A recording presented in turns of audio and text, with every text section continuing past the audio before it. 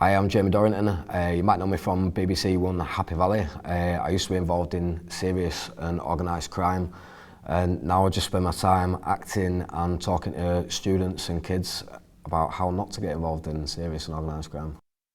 I was a DJ back in the day, and I obviously worked in clubs and stuff, and I met some underworld figures through DJing really, and through that scene. And got involved in it through that, so that's basically where it started. The attraction, I suppose, was when my DJing career was slightly going downhill and stuff like that. The attraction was, you know, it was a nice lifestyle, or what I thought was a nice lifestyle. You know, nice clothes and obviously working, not doing a lot, and it's not a 9-to-5 job, but you can get good money out of it. Do you know what I mean? That was the attraction, really. So. I love cars, and always loved cars. And I was like, well, how hard can it be to be a driver? Well, it's like a dodgy taxi driver, isn't it? I was 16, 17 when I first got involved, because I've been DJing since I was like 15, so it's quite a young age. I'd probably say the youngest was maybe just 14, 15. You know, it just depended on really, but the groups that I was involved in was, you know, 16 and above. Yeah, every single day, because you're doing something that's wrong, and you're doing something that's, you know, you've been a criminal. You know, it's against the law, and it's, you know, it's wrong. So it's not something pretty. Do you know what I mean? So it was intimidating all the time, and obviously, you know, violence to a normal person like myself who's just got involved in crime is intimidating and is scary. Not a chance. Like, it's impossible, else it wouldn't be crime. Do you know what I mean? There's no one can get involved in that and expect or think that they're not going to see any violence or see anything like that. You know, it's illegal, and it's, you know, so it's serious. You know, serious crime. Did you witness violence at the time ever? Yeah, on a number of occasions, but you know, you don't think about that when you get involved in it. You don't, you know, it's different when you're at school. Or you're younger and, you know, you have a fight with your mate, or you see a couple of fights, or there's a fight outside the shop or whatever. Do you know what I mean? That's completely different to a fight like we're talking about in serious organised crime. Do you know what I mean? There's serious consequences for, you know, the actions and stuff like that. Definitely, 100%. I mean, if you do something wrong in, you know, organised crime and they can't get you for it, you know, if you've made a mistake, or what a crime family or, you know, a gang or whatever you want to call it would class as a mistake, then, you know, the first port of call would be, you know, your family, or, well, your friends, and then your family. Do you know what I mean? Because that's you know, they're the closest to your heart. So, you know, they're the first people who would get a call upon, you know, or a message about whatever you'd done or whatever you'd been involved in. Not, you know, it's not easy at all. We're never away from it.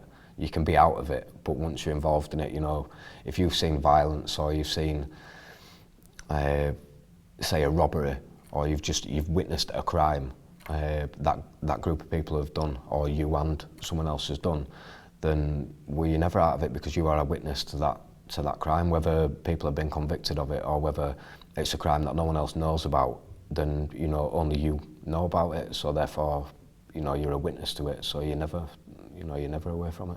Prison is part of it, because you're doing something illegal and you're doing something wrong, but anyone who says that jail or prison, whatever you want to call it, is young offenders or whatever, is an easy ride, is lying. Do you know what I mean? You know, you genuinely ask someone the first time they went to jail, or the first time they were put, not just in a police cell, but in a cell for a period of time, as in X amount of weeks or months, then, you know, everything is stripped from you. You know, your dignity, your lifestyle, your family, your friends, any sort of normality or what you'd have, you know, running around on, you know, on the outside of prison or jail, you know, is stripped from you. You know, you have to do what they say. Do you know what I mean? It's not an easy ride. You know, you're not wearing your own clothes. You're not wearing your own trainers.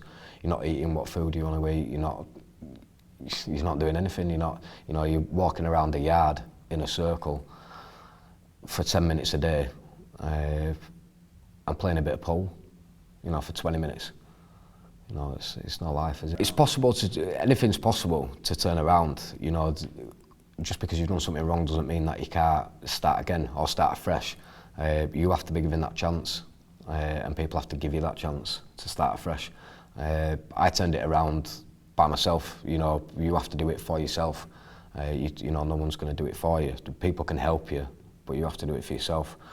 So I turned it around by, you know, working with young people and getting into acting and getting them, you know, to, if they really want to be a bad person and they want to be, you know, a gangster or whatever, then you can quite easily do that by acting a gangster and not actually doing it in real life. Do you know what I mean? There's plenty of other avenues to do that with. Do you know what I mean? Rather than doing it for real. Yeah, I mean, if you've got no serious criminal record, but you have an association with a gang or a crime family or underworld people, then, you know, if you get stop checked in the middle of the street just because they think you're someone who you're not, and they run your name through, then you will be treated different to, you know, yourself. If you got stopped in the street and you gave them your name, you know, they will pick that out and they will automatically think that you are doing wrong. You know, they'll straight getting a search at you, do you know what I mean? Or they'll check your phone,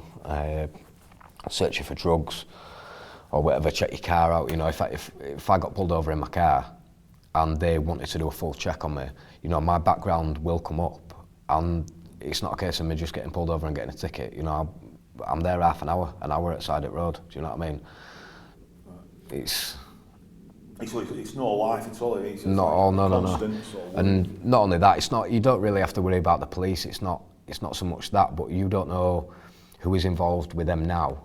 So therefore, anyone who you speak to or anyone who approaches you with some sort of attitude, I mean, so obviously I do acting now. Some people will come up to me in the street or whatever, in a club or whatever, in a bar, and depending on what characters I've played, it depends on their reaction of how they are with me. But because of my background, I have to be wary about every single person really who wants to speak to me, or, you know, you might get a dodgy phone call or whatever, do you know what I mean? Because you don't know who it is, you know, and you know, you don't know whether that person is looking at you funny because they know what you used to do or what you were involved in before, and you don't know whether that person's looking at you funny because you might have been involved in a crime that affected them and their family. You know, you know, it's a small world, isn't it, really? So yeah, there's always a thread attached, always, 100%. I mean, I've been out of it for, you know, knocking on 9 years now. But you know, what anyone who said you can just walk away, why would you be able to walk away from something like that? It's serious organised crime. You know, it's not, you know, nicking a paper from a shop. You know what I mean? Or, you know, nicking a pack of cigs. You know, it's serious crime. So, you know, whether you've stolen anything or you've been a driver or you've sold drugs or whatever, you're affecting someone else, you know, further on down the line, whether it's your family or someone else. So therefore you're never away from it, because there's a reason why they want you to see certain things when you're involved in organised crime. So you can't walk away from it.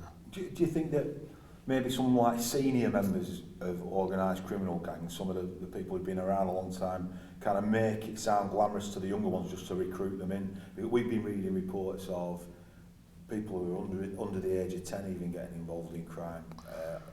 What is the attraction?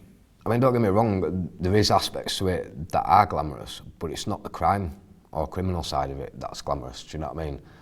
Getting free drinks in a club or whatever is glamorous to any young lad, innit? Do you know what I mean? And, you know, having a nice car or having nice clothes and trainers and stuff, then that is, you know, who's not going to like that? It's the other side, you know, it's just not good. So there is a payoff?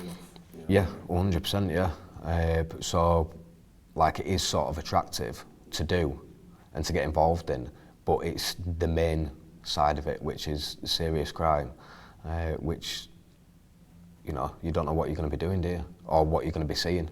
So that, you know, that outweighs the glamorous side to it, do you know what I mean? That the crime side of it outweighs the glamorous side. of what the benefits of doing crime are. You know, there is no benefits. What advice would you give now to a 15-year-old boy or girl who's thinking of like going into a life of crime and maybe just moving in those circles now? They've got the whole lives ahead of them. What would you say?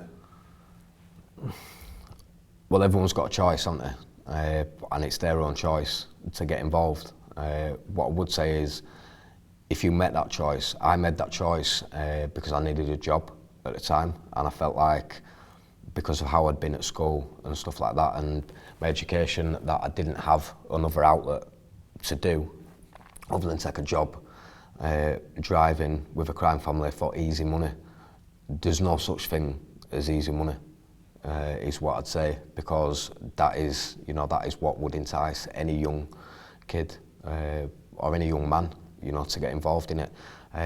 So I would say, you know, make that choice, and that choice is yours, you know what I mean? But it's a life choice, not a case of going, oh, well, I'll do it for 2 weeks, and if I don't like it, then, you know, I'll sort of get off type of thing, do you know what I mean? It's not, that's not how it is. It's a life choice, and, you know, it will catch up with you at some point, and it's not a case of being paranoid about people who you've worked with. It's other things like, can you sleep at night? You know, if you've done something wrong, can you sleep at night? 5 years later down the line, when you're thinking about what you've done, can you sleep at night? You know, are you going to have sleepless nights? Are you going to be paranoid? Are you going to be looking over your shoulder? Are you going to be paranoid about everyone you come into contact with? Because, you know, that's what I went through and still do now. So